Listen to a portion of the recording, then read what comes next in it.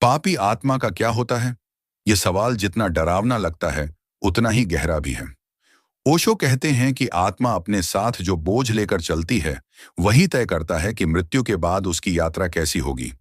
लेकिन जब आत्मा पाप से भारी हो जाती है, जब उसने जीवन को अंधकार, हिंसा, छल और लोभ से भर दिया होता है, तो मृत्यु उसके लिए अंत नहीं, बल्कि एक और पीड़ा की शुरुआत बन जाती है। यही कारण है कि दुनिया की हर संस्कृति में पापी आत्मा की कहानियां कही गई हैं। लेकिन ओशो का दृष्टिकोण इन कहानियों से अलग और कहीं ज्यादा गहरा है। ओशो कहते हैं कि मृत्यु के क्षण पर आत्मा झूठ नहीं बोल सकती।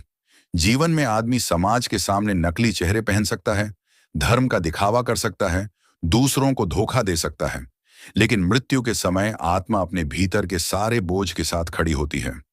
यही कारण है कि पापी आत्मा मृत्यु के क्षण में भयभीत होती है। उसकी आंखों में डर होता है, क्योंकि उसे पता होता है कि अब कोई छुपने की जगह नहीं है। मृत्यु के बाद आत्मा को पहले एक दर्पण दिखाया जाता है। यह कोई बाहरी दर्पण नहीं, बल्कि आत्मा का अपना ही चेतन होता है। ओशो समझाते हैं कि यह दर्पण आत्मा को उसकी पूरी जिंदगी का चित्र दिखाता है। पापी आत्मा को अपने किए हुए कर्म, उसके द्वारा पहुंचाई गई पीड़ा और उसके झूठे खेल सब दिखने लगते हैं। यह अनुभव इतना भयावह होता है कि आत्मा स्वयं अपने से भागना चाहती है, लेकिन भाग नहीं सकती। यही पहला दंड है, अपने ही पापों का सामना। अब सवाल उठता है, आगे क्या होता है? पापी आत्मा का अगला कदम क्या होता है? ओशो कहते हैं कि ऐसी आत्मा हल्की नहीं होती। वह भारी होती है, काली होती है और पृथ्वी के करीब ही अटक जाती है। यही कारण है कि पापी आत्माएं अक्सर भटकती रहती हैं।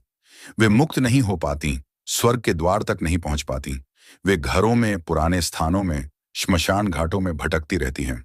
ओशो एक बात बताते हैं, जब कोई व्यक्ति हिंसा से, पाप से भरा जीवन जीता है, तो मृत्यु के बाद उसकी आत्मा की ऊर्जा निचले स्तर पर गिर जाती है। उस ऊर्जा का कंपन इतना नीचे चला जाता है कि वह ऊंचाई की ओर उड़ान नहीं भर पाता। यही कारण है कि पापी आत्माएं अक्सर डरावने रूप में देखी जाती हैं। लोग उन्हें प्रेत, भूत या नकारात्मक ऊर्जा कहते हैं, लेकिन ओशो कहते हैं कि यह सब नाम मात्र हैं। असल में यह आत्मा के ही कंपन हैं, जो नीच स्तर पर अटके हुए हैं। मृत्यु के बाद जब आत्मा यमदूतों या ऊर्जा के रक्षकों से मिलती है, तो सबसे पहला सवाल यही होता है, क्या तुमने प्रेम सीखा या नहीं? पापी आत्मा का जवाब मौन में छिपा होता है, क्योंकि जिसने जीवन में सिर्फ द्वेष, हिंसा और स्वार्थ चुना, उसके पास प्रेम का कोई उत्तर नहीं होता। यही क्षण तय कर देता है कि आत्मा कहां जाएगी। ओशो बताते हैं कि पापी आत्मा को दो संभावनाएं मिलती हैं। पहली, अगर आत्मा में थोड़ा भी पछतावा, थोड़ा भी जागरण है, तो उसे एक नया शरीर मिलता है, ताकि वह अपने पाप का प्रायश्चित कर सके। यही पुनर्जन्म है। लेकिन दूसरी, अगर आत्मा बिल्कुल कठोर है, पथराई हुई है, तो वह नए शरीर तक भी नहीं पहुंच पाती। वह अधर में लटकी रहती है। यही वे आत्माएं हैं जो घरों में डर पैदा करती हैं, जो रात में सपनों में आती हैं, जो लोगों को दबाव महसूस कराती हैं। पापी आत्मा का सबसे बड़ा दंड यही है कि वह चैन से नहीं रह सकती, उसे शांति नहीं मिलती। ओशो कहते हैं कि स्वर्ग या नर्क कोई जगह नहीं है, बल्कि आत्मा की अवस्था है। पापी आत्मा का नर्क उसकी बेचैनी है, उसका जलना, उसका तड़पना, उसका भटकना, यही नर्क है। अब सोचो, जीवन भर हम अपने कर्मों से जो बीज बोते हैं, वही मृत्यु के बाद फल बनकर सामने आते हैं। अगर बीज पाप के हैं, तो आत्मा की यात्रा डर और अंधकार से भरी होगी। अगर बीज प्रेम के हैं, तो आत्मा हल्की होकर ऊपर उठ जाएगी। यही कारण है कि ओशो बार बार कहते हैं, जीवन को बोझ मत बनाओ, उसे प्रेम, ध्यान और करुणा से भर दो। लेकिन पापी आत्मा का यह सफर यहीं खत्म नहीं होता, आगे और भी भयावह सच है। मृत्यु के बाद पापी आत्मा को एक और कठिनाई का सामना करना पड़ता है। वह अपने प्रियजनों से मिलना चाहती है, लेकिन उनके पास जाते ही उसकी ऊर्जा उन्हें डराने लगती है। यही कारण है कि कई लोग कहते हैं कि उन्हें मृत्यु के बाद अपने रिश्तेदार सपनों में डरावने रूप में दिखाई दिए। यह कोई अंधविश्वास नहीं, बल्कि आत्मा की ऊर्जा का खेल है। ओशो कहते हैं कि मृत्यु के बाद आत्मा को सबसे बड़ा अवसर मिलता है अपनी सच्चाई देखने का, लेकिन पापी आत्मा इस अवसर को भी खो देती है, क्योंकि वह अपने पाप से भागना चाहती है। यह भागना ही उसे बार बार धरती पर खींच लाता है। अब सवाल उठता है, क्या पापी आत्मा कभी मुक्त हो सकती है? क्या उसके लिए भी मोक्ष संभव है? ओशो कहते हैं, हाँ, लेकिन कठिनाई से। उसे कई जन्मों तक अपने बोझ को उतारना होगा। हर जन्म उसे एक अवसर देगा कि वह प्रेम सीखे, ध्यान सीखे, करुणा सीखे। अगर आत्मा बार बार इन अवसरों को गंवाती है तो वह बार बार अंधकार में गिरती है। ओशो चेतावनी देते हैं, पापी आत्मा का सबसे बड़ा डर यह है कि वह अपनी यात्रा पर नियंत्रण खो देती है। वह एक कैदी बन जाती है। जीवन में उसने दूसरों को बांधा, मृत्यु के बाद वही बंधन उसे बांध लेते हैं। तो भाई, ये है पापी आत्मा की पहली कहानी। ये केवल डरावनी नहीं बल्कि चेतावनी भी है, क्योंकि हम सबके हाथ में है कि हम अपनी आत्मा को किस ओर ले जा रहे हैं। पापी आत्मा की सबसे बड़ी त्रासदी यही होती है कि मृत्यु के बाद वह अकेली नहीं होती। वह अपने साथ अपने सारे पापों की गंध लेकर चलती है। ओशो कहते हैं कि जैसे किसी व्यक्ति के शरीर से बदबू आती है, वैसे ही आत्मा से भी ऊर्जा की गंध आती है। पापी आत्मा की गंध भारी, काली और डराने वाली होती है। यही कारण है कि संवेदनशील लोग ऐसी आत्मा की उपस्थिति को तुरंत महसूस कर लेते हैं। अब सोचो, एक आत्मा जो अपने ही पापों की बदबू से घिरी है, वह कैसे चैन पाएगी? यही उसकी सबसे बड़ी सजा है। वह जहां भी जाती है, अपने पापों को साथ ढोती है, जैसे किसी ने अपने कंधे पर पत्थरों का बोझ बांध लिया हो, और चाहे जितना दौड़ ले, बोझ उसे गिराता ही रहेगा। ओशो कहते हैं कि मृत्यु के बाद आत्मा का सबसे पहला सामना आत्मिक प्रतिध्वनि से होता है। यह वही प्रतिध्वनि है जिसमें आत्मा को अपने ही कर्म बार बार सुनाई देते हैं। अगर आत्मा ने किसी को गाली दी थी तो वही गूंजती है।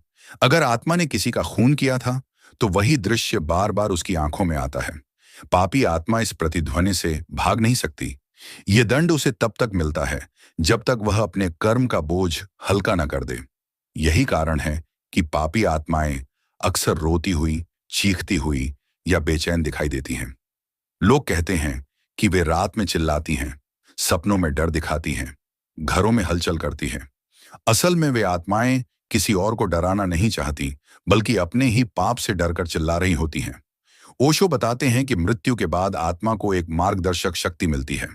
अगर आत्मा पवित्र है तो उसे उजाला दिखाई देता है, लेकिन अगर आत्मा पाप से ढकी है तो उसे अंधेरा ही दिखाई देता है। यही अंधेरा उसे धरती के निचले स्तरों की ओर खींच लेता है। ये स्तर वही हैं जिन्हें धर्मों ने नरक कहा है। लेकिन ओशो स्पष्ट करते हैं कि यह कोई जगह नहीं है, यह चेतना की अवस्था है। जब आत्मा पापों में डूबी होती है तो उसकी चेतना इतनी अंधेरी हो जाती है कि वह रोशनी को पहचान ही नहीं पाती। यही उसका नरक है। अब सवाल यह है कि पापी आत्मा कितने समय तक इस नरक जैसी अवस्था में रहती है। ओशो कहते हैं, यह उस आत्मा के पाप पर निर्भर है। अगर आत्मा ने छोटे छोटे पाप किए हैं लेकिन दिल में कहीं पछतावा है तो वह जल्दी मुक्त हो सकती है। लेकिन अगर आत्मा कठोर है, निर्दयी है और उसे अपने किए पर शर्म तक नहीं है तो वह बहुत समय तक अंधेरे में भटकती है। यही कारण है कि कई आत्माएं पुनर्जन्म तक नहीं ले पाती। वे घरों के कोनों में, पुराने पेड़ों के नीचे, श्मशानों में अटकी रहती हैं। वे अपने लिए रास्ता नहीं खोज पाती और इंसानों को परेशान करने लगती हैं। ओशो कहते हैं कि यह उनकी इच्छा नहीं होती, यह उनकी मजबूरी होती है। अब तुम सोचो, अगर आत्मा इस अवस्था में अटकी रहती है तो उसका क्या परिणाम होता है? धीरे धीरे उसकी ऊर्जा और भी नीचे गिरने लगती है। जब ऊर्जा बहुत नीचे चली जाती है तो आत्मा अपने मूल स्वरूप को ही खोने लगती है। यही वह क्षण है जब आत्मा प्रेत बन जाती है। ओशो बताते हैं कि प्रेत वह आत्मा है जिसने अपना अस्तित्व खो दिया है और केवल नकारात्मक ऊर्जा में बदल गई है। पापी आत्मा का यह सफर डरावना है, लेकिन इसमें एक संभावना भी है। ओशो कहते हैं कि जब आत्मा बहुत ज्यादा पीड़ा झेल लेती है तो एक क्षण आता है जब वह टूट जाती है। यह टूटना ही उसके लिए मोक्ष का पहला द्वार हो सकता है। अगर आत्मा सच में पछता ले, अगर वह स्वीकार कर ले कि उसने गलत किया है, तो उसके लिए पुनर्जन्म का रास्ता खुल सकता है। लेकिन सवाल है, क्या हर पापी आत्मा को यह अवसर मिलता है? ओशो कहते हैं, नहीं। बहुत सी आत्माएं इतनी जिद्दी होती हैं कि वे स्वीकार ही नहीं करती। वे अपने पाप को सही ठहराती रहती हैं। यही आत्माएं बार बार अंधकार में गिरती हैं। अब मैं तुम्हें एक गहरा बिंदु बताता हूं। ओशो कहते हैं कि पापी आत्मा का सबसे बड़ा डर यह नहीं है कि वह नरक में जाएगी। उसका असली डर यह है कि उसे अपनी सच्चाई देखनी पड़ेगी। आत्मा जानती है कि उसने क्या किया है और उस सच से भागना असंभव है। यही कारण है कि मृत्यु से पहले पापी लोग सबसे ज्यादा डरते हैं।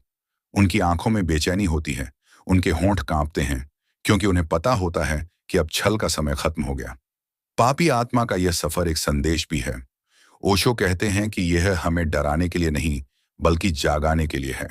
अगर हम जीवन में प्रेम चुन लें, करुणा चुन लें, ध्यान चुन लें, तो हमें यह भयावह यात्रा नहीं करनी पड़ेगी। लेकिन अगर हम पाप चुनते हैं, अगर हम हिंसा चुनते हैं, अगर हम दूसरों को पीड़ा देते हैं, तो हमारी आत्मा का वही हाल होगा जो अभी मैंने बताया। ओशो कहते हैं, याद रखो, मृत्यु अंत नहीं है। ये वही बीज है जो तुमने जीवन में बोया था। अगर बीज झरका है, तो फल भी झरका होगा। धन्यवाद दोस्तों, फिर मिलेंगे अगले वीडियो में।